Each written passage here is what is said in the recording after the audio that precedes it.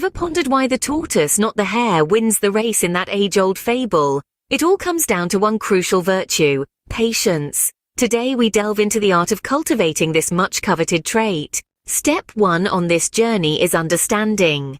Patience is not merely about waiting. It's about maintaining a positive attitude while waiting.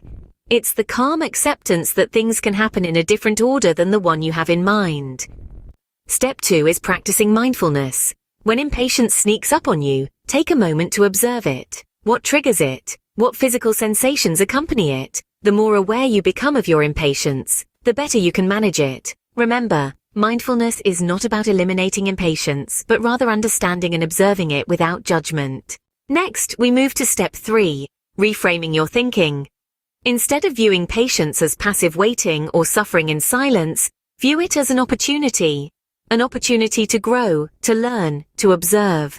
When you change the narrative, you change your perspective. Step 4 involves setting realistic expectations. Often, impatience stems from our expectations not aligning with reality. If you expect traffic to be clear at rush hour, you're setting yourself up for frustration. Be realistic, plan for delays, and you'll find your patience increases. The 5th step is to practice self-compassion. It's easy to berate ourselves when we lose patience, but remember, you're human, and humans are works in progress. Instead of getting down on yourself, use these moments as opportunities for growth and learning. The final step, step 6, is to celebrate progress.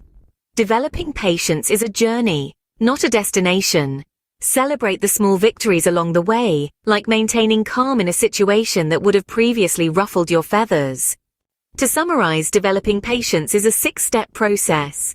Understand that patience is more than just waiting. It's maintaining a positive attitude while waiting. Practice mindfulness to become aware of your impatience triggers.